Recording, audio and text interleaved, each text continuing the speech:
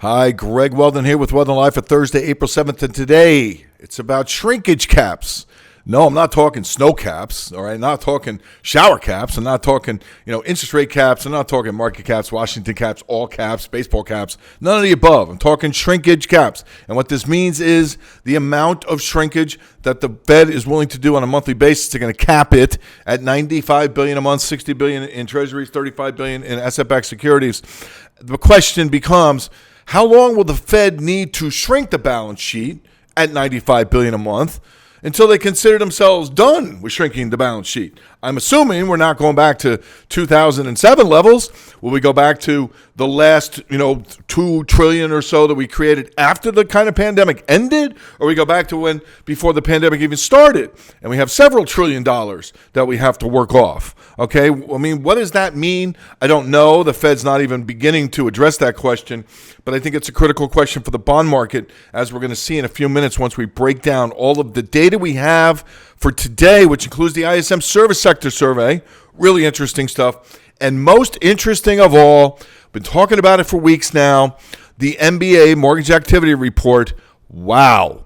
I mean, the mortgage market is not cracking. The mortgage market is not slipping. The mortgage market is not kind of even decelerating. The mortgage market has crashed.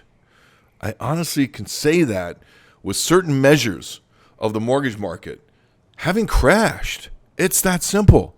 We'll take a look in today's WeldonLIVE. And most importantly, then how all that feeds back into the stock market. And all the talk about this correction to the downside being over, time to load up on the big caps, smart money being put to work here. And I said, no, not so fast. The rally, actually a perfect correction, and today's action, meaning Wednesday as we go into Thursday morning here in Asia, Wednesday's action was pretty technically damaging and right in line with what we might have expected to happen this week from what we said last week. And when we warned on the U.S. market, we said Germany would be first to crack too, and it was. Overnight, cracked first. We got short immediately, and we're pretty much selling all day long. WeldonLIVE takes a look at the Fed, at the ISM, at the MBA, the stock market, and the bond market. And then we have housing. The 30-year mortgage rate is now only 10 basis points shy of 5%. 5%. The breakout here, the move to 5%, has caused a violation of the 20-year downtrend line in mortgages. So a 20-year trend in lower mortgages every year is gone. Gone, man, gone. Not coming back anytime soon. It will return, but that's not for a while, all right? The spreads are blown out. The treasuries are blown out. The mortgage rates are blown out. Everything's blown out, all right? And especially activity. You have this huge rise in rates, and guess what?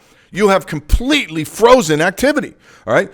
Mortgage activity fell 6.3% this week, 6.8% last week, 8% the week before. It's fallen 8 out of the last 9 weeks and 9 out of the last 11 weeks, all right? The purchase index has fallen by 18% in 8 weeks.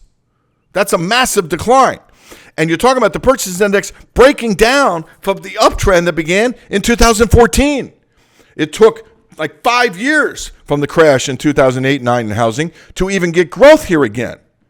And now that trend in growth, which has been running for about 8 years, is gone, broken, violated.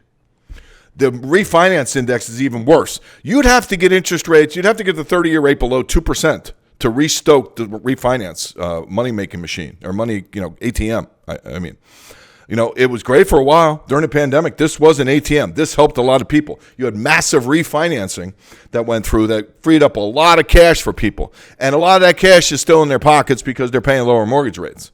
All right? But as a new source of cash, gone.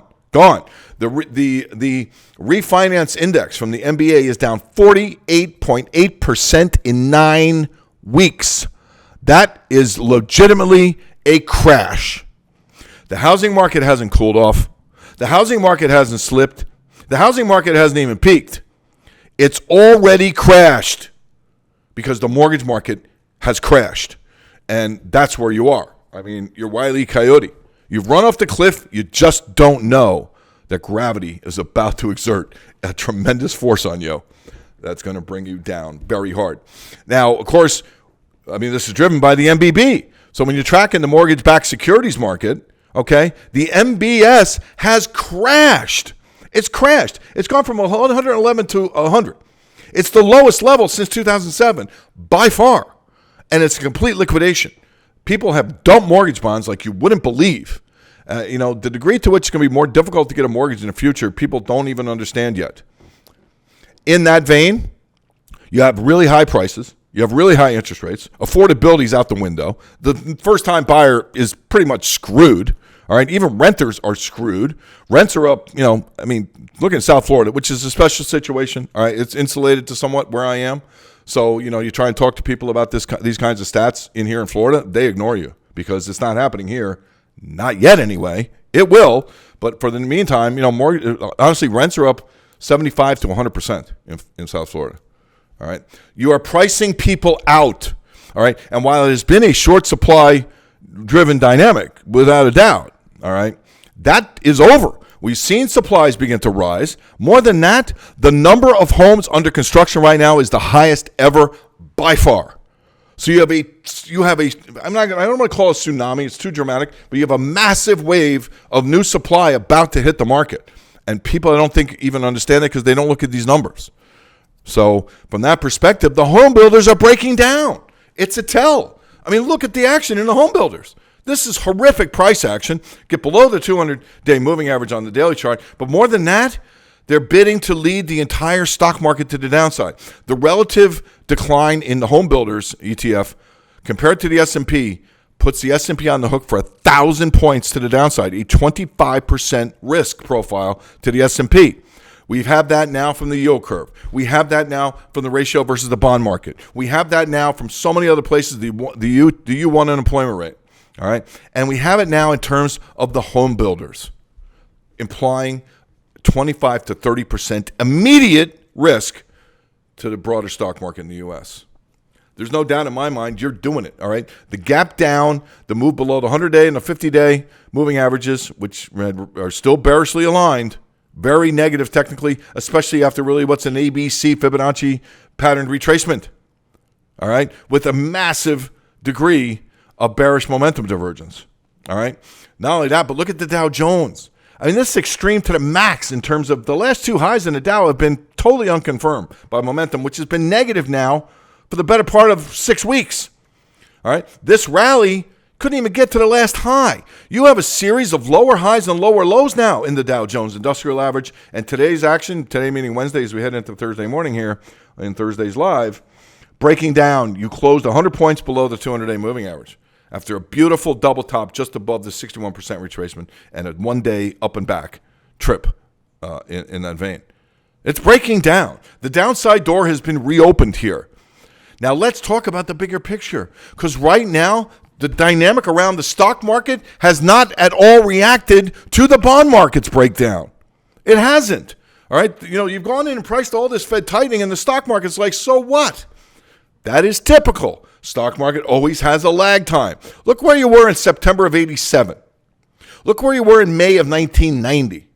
Look where you were in January of 2000 before the tech bubble crash. Look at where you were in May of 2007 before the entire financial panic, virtual collapse. And look at where you were in September of 2018, right before you had a massive decline in the stock market into the Christmas Eve low of 2019. You're so much beyond these highs right now. It's not even funny. The possibility, the DEFCON around, I have not been saying the stock market's going to crash. I have not said that. I say stock market's going to bleed and get to a lower level and to go sideways and not rally, and people are going to not know what to do with that. But this indicator right here tells us the odds of a crash are rising very, very rapidly. They're rising with every tick higher in bond market yields. It's that simple. This is a big problem. This chart, if no other chart, just tells the tale of why the heck would you be loading up on stocks now? You're going to be led to a slaughter. It's that simple.